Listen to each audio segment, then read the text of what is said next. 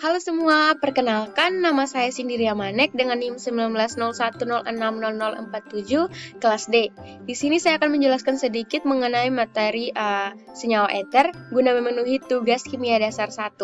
Langsung saja kita masuk ke materinya, yaitu yang pertama ada pengertian dari eter. Nah, eter merupakan nama dari segolongan senyawa organik yang mengandung unsur-unsur C, H, dan O. Dengan rumus umumnya itu ROR aksen. Nah, bila rumus umumnya ini dikaitkan dengan rumus air atau H2O, maka eter dapat dianggap sebagai turunan dialkil dari senyawa air. Nah, kita bisa lihat di sini bahwa ada dua jenis gugus alkil. Yang pertama ada RH atau yang dinamakan dengan alkana, dan yang kedua ada ROR aksen atau yang diberi nama eter. Nah, terdapat juga dua rumus umum untuk eter, yaitu yang pertama ada rumus struktur, di mana rumus strukturnya itu ROR aksen, kemudian rumus molekulnya itu CnH2n tambah 2.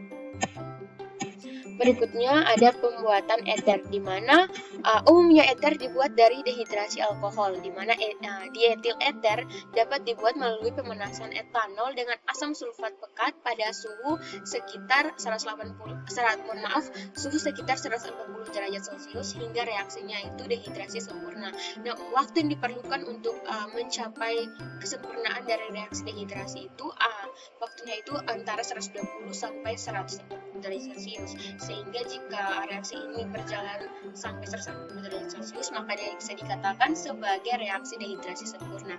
Nah, bila uap etanol dan alkohol primer suhu rendah yang lainnya dilewatkan di atas suatu aluminium pada suhu 250 derajat Celcius sampai dengan 260 derajat Celcius, maka akan terjadi dehidrasi pada alkohol tersebut dan menghasilkan eter, di mana reaksi yang terjadi yaitu 2C2H5OH itu menghasilkan C2H5O C2H5 ditambah dengan H2O. Nah, di laboratorium dan industri yang lazim digunakan sebagai penarik air adalah H2SO4. Nah, dalam cara ini rangkaian reaksinya itu terjadi ada dua.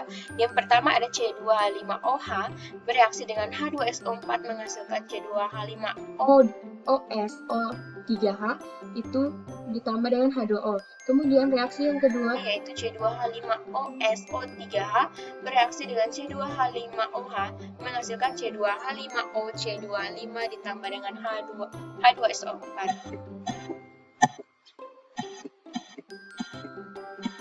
Oke, kita lanjut saja ini.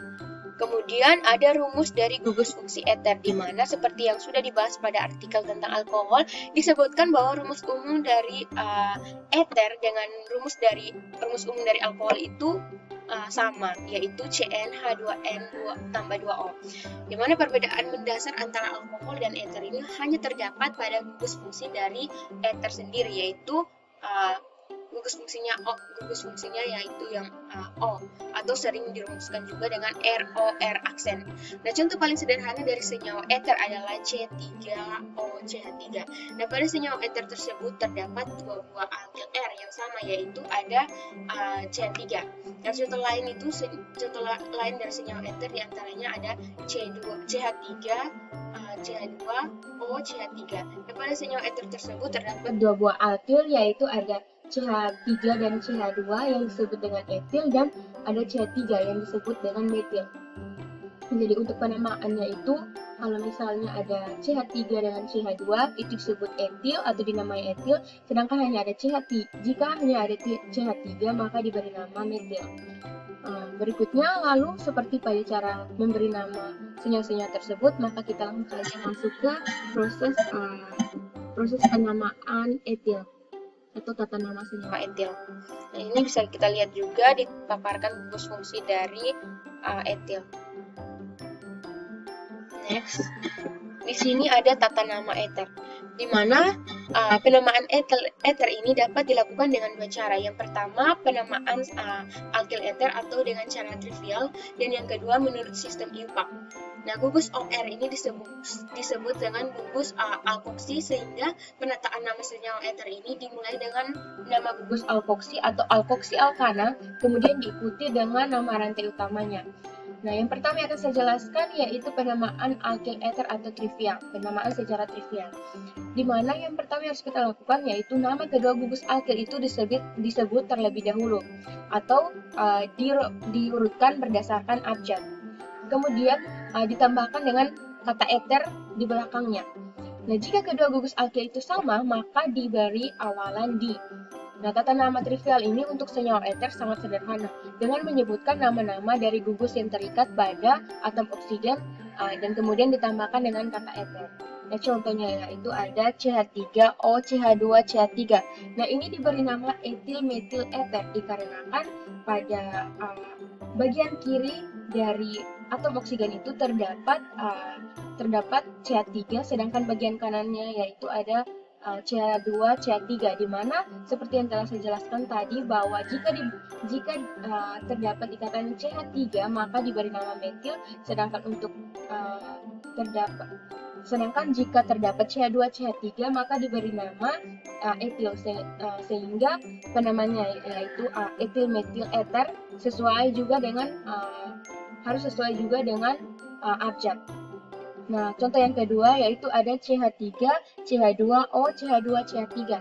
Ini diberi nama di etil ether karena ada dua gugus alkyl yang sama, sehingga pada penamaannya itu di awalnya diberi kata di, ditambah kata di. Nah, yang kedua yaitu penamaan alkoksi alkana atau IUPAC.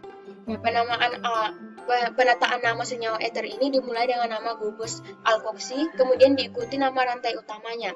Nah, gugus alkoksi ini dianggap sebagai cabang yang terikat pada rantai induk. Menurut tata nama IUPAC, ether diberi nama sebagai alkoksi alkana dalam artian bahwa ether dipandang sebagai turunan alkoksi suatu alkana. Nah, contohnya yaitu yang bisa dilihat di sini ada 3, yaitu untuk yang pertama ini dia diberi nama metoksimetana. Untuk yang kedua ini dia diberi nama metoksietana, dan yang ketiga ini diberi nama 2-metoksipentana.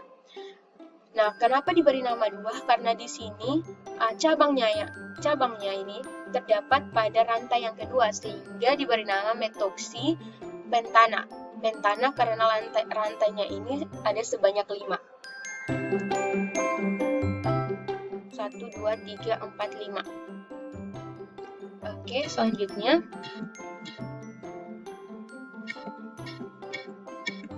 nah, bila senyawa yang menurunkannya adalah alkena, maka nama yang diberikan adalah alkoksi alkena.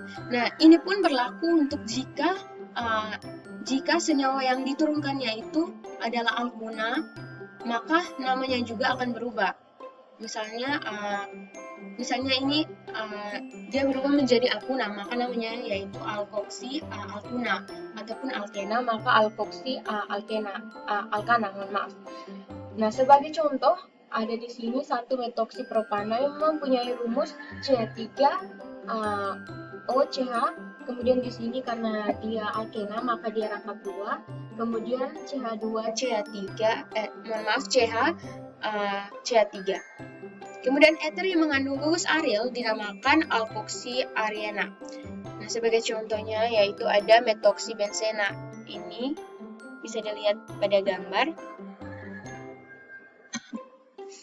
Berikutnya di bawah ini penataan nama ether menurut trivial dan IUPAC. Di sini disuguhkan rumus struktur ether di mana ada CH3O CH3. Nah, untuk penamaan pada trivial dia diberi nama dimetil ether, sedangkan untuk pada penamaan IUPAC dia diberi nama metoksimetana. Berikutnya ada manfaat serta penerapannya. Nah, untuk manfaatnya dan penerapannya itu di bidang medis itu banyak digunakan untuk anestesi atau bius. Nah, senyawa di etil ether ini biasa digunakan sebagai anestesi atau pemati rasa atau obat bius yang diberikan melalui pernapasan. Namun penggunaan di etil ether ini dapat menyebabkan iritasi saluran pernapasan dan merangsang sekresi lendir. Ada juga di bidang otomotif untuk mempercepat laju mesin atau membuat laju mesin itu lebih kencang, dan juga bisa menghidupkan suatu mesin yang tidak mau menyala. Kemudian kalau di laboratorium itu dia itu digunakan sebagai pelarut.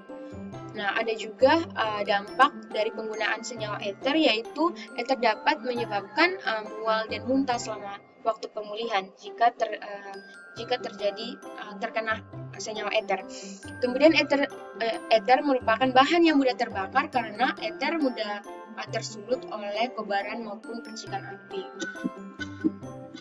Berikutnya ada reaksi-reaksi yang terjadi pada eter.